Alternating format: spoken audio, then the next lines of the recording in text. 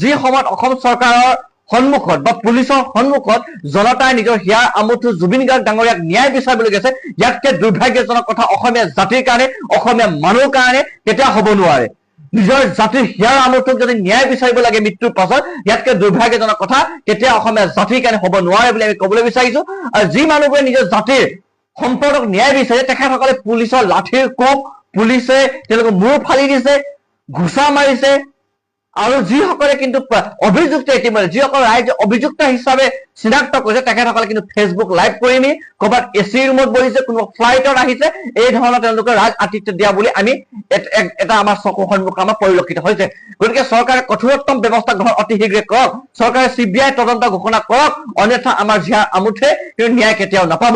আৰু যদি চৰকাৰে ন্যায় দিবলৈ বিফল হয় তেতিয়াহ'লে ৰাইজে কিন্তু নিজে যদি ৰায় দান দি যদি ন্যায় দিবলৈ যায় তেতিয়া ভয়াৱহ পৰিস্থিতিৰ সৃষ্টি হ'ব। গতিকে এনেধৰণৰ ভয়াৱহ পৰিৱেশ বা পৰিস্থিতি নাহে, তাৰ কাৰণে অসম চৰকাৰ আমি পুনৰ এবাৰ কৈছো যে অতি শীঘ্ৰে CBI হাতত তদন্ত দিয়ক আৰু শ্যাম কানু মহন্ত, এইটো সিদ্ধাৰ্থ যিগৰাকী তেওঁ মেনেজাৰ, অতি শীঘ্ৰে তেওঁ আটক কৰিব লাগিব। আৰু লগতে আমি অসম পুলিচে এটা কথা জনাব বিচাৰিছো, আমি সকলোৱে জানো, অসমৰ প্ৰতিগৰাকী নাগৰিকে জানে যে জুবিন গাৰ্গ ডাঙৰীয়াই জুই আৰু পানীৰ পৰা দূৰত্ব থাকিব লাগে বুলি। তেখেতক ইতিমধ্যে 1 মাহ পূৰ্বে তেওঁ বেমাৰ, তাৰ পাছতো তেখেতক ছিংগাপুৰলৈ লৈ নিয়া হ'ল।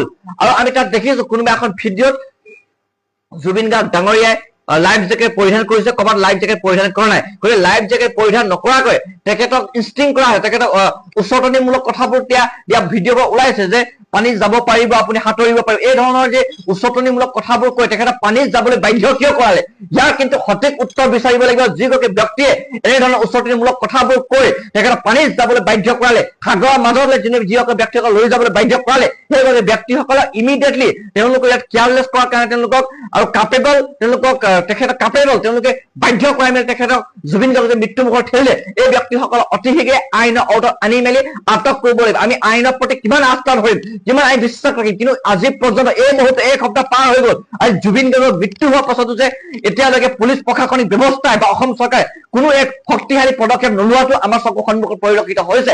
ইয়াত আৰু আমি এটা কথা স্পষ্টভাৱে ক'বলৈ বিচাৰিছো, হিমন্ত বিশ্ব শৰ্মা ডাঙৰীয়া ইয়াত কোনো ৰাজনৈতিক বিষয় হ'ব নোৱাৰে, ইয়াৰ এখন জাতীয় বিষয়। আৰু জাতীয় বিষয় জাতীয় দায়িত্ব হিচাপে আপুনি স্বীকাৰ কৰি মেলি আপুনি জাতীয় তদন্ত হিচাপে তাক কওক। ইয়াত SIT ফেচাইটি এইটো কিবা CID কৰি মেলি নাটক বা যেটা চলিব নোৱাৰে, ইয়াক CBI কৰি দিব লাগিব। সিদ্ধাৰ্থ আৰু এই শ্যাম কানু মহন্তক চুচৰাই মেলি হওক, বাগৰাই মেলি হওক, আপুনি ইমিডিয়েটলি আনি মেলি পলাব লাগিব। আৰু যোৱাকালি যি পুলিচসকলে মানুহ ঘৰত সোমাই মেলি মানুহক বৰ নিৰ্যাতন আক্ৰমণ কৰিছে, লাঠিৰ কোব দেখাইছে, তেওঁলোকে লাঠিৰ ভয় দেখাইছে, বন্দুকৰ ভয় দেখাইছে, তেখেতসকলক ছাছপেন্সৰ কৰিবৰ কাৰণে আমি DGP মহোদয়ৰ ওচৰত আমি দাবী উত্থাপন কৰিছো।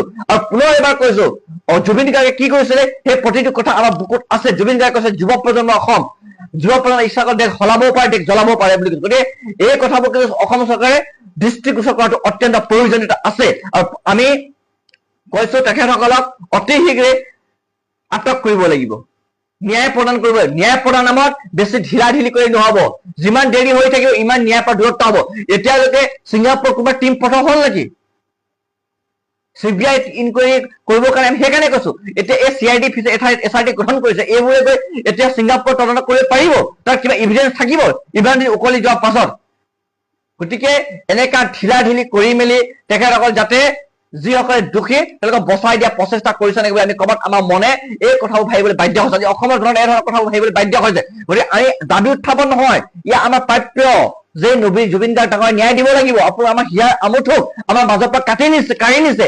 গতিকে এই গোটেই জুবিন গাৰ্গ আমাৰ জাতীয় সম্পদক যদি ন্যায় দিব নোৱাৰে তেতিয়াহ'লে অসমীয়া জাতিৰ চিৰজীৱন কেতিয়াও ক্ষমা নকৰে। গতিকে অসমীয়া জাতিক আমি এটাই কথা কৈছো, জুবিন গাৰ্গৰ ন্যায়ৰ কাৰণে আমি সকলো ঐক্যবদ্ধ হৈ সংগ্ৰাম কৰিব লাগিব। ইয়াৰ কোনো ৰাজনৈতিক বিষয় নহয়, বাৰম্বাৰ কৈছে ইয়াৰ ৰাজনৈতিক খেলা সময় নহয়, ৰাজনৈতিক বিষয় নহয়, ইয়াৰ জাতীয় বিষয় হিচাপে আমি ইয়াক বিষয়বোৰ স্থাপন কৰিব লাগিব। আৰু আজি দুখ লাগিছে যে জুবিন গাৰ্গৰ কাৰণে আমি ন্যায় বিচাৰিবলগীয়া হৈ গৈছে। ইয়াতকে দুৰ্ভাগ্যজনক কথা কেতিয়াও কাহিনীও এইখন অসমত হ'ব নোৱাৰে। পোনপ্ৰথমতে আমি অসম চৰকাৰলৈ প্ৰশ্ন উত্থাপন কৰিব বিচাৰিছো। প্ৰথম দিনাৰ পৰা আমি কৈ আছো CBI ইনকুৱাৰী দিব লাগে বুলি, কিন্তু আজি পৰ্যন্ত CBI ইনকুৱাৰী নিদিয়া মূল কাৰণটো কি হ'ব পাৰে, আমি সেই প্ৰশ্নটো কিন্তু এতিয়ালৈকে আমি উত্তৰ অসম চৰকাৰৰ ফালৰ পৰা আমি বিচাৰি নাপালো।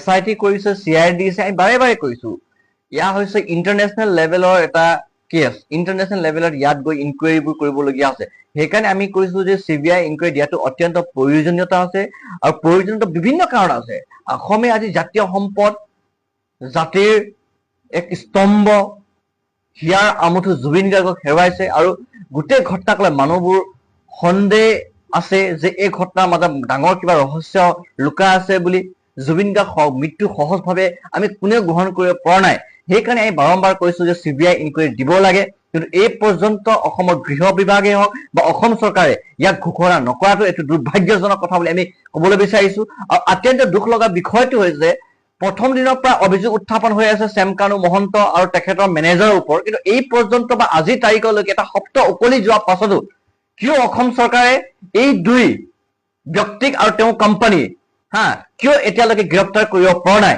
আমি বিভিন্ন সময়ত দেখিছো অসম চৰকাৰে নিজৰভাৱে গোচৰ কৰি মেলি চৌমতো কেছসমূহ লগাই বিভিন্ন ধৰণৰ কেছবোৰ কৰি মেলি তেওঁলোকে আটক কৰা আমি দেখিছো কিন্তু আজি একেখিনি অসমত একেখিনি আইন থাকিব লাগিছিল কিন্তু ক'ৰবাত না ক'ৰবাত আজি আইনৰ মাজত ভিন্নতা এখন দৃষ্টিভংগী দেখুৱা আমি আমাৰ চকুৰ সন্মুখত পৰিলক্ষিত হৈছে গতিকে আমি যোৱাকালি পুলিচে কৰা বৰ্বৰ আক্ৰমণ নিৰ্যাতনক আমি দুৰ্ঘট বিৰোধিতা কৰাইছো ধিক্কাৰ জনাইছো অসম পুলিচে বৰ্বৰ নিৰ্যাতন দেখুৱাৰ কাৰণে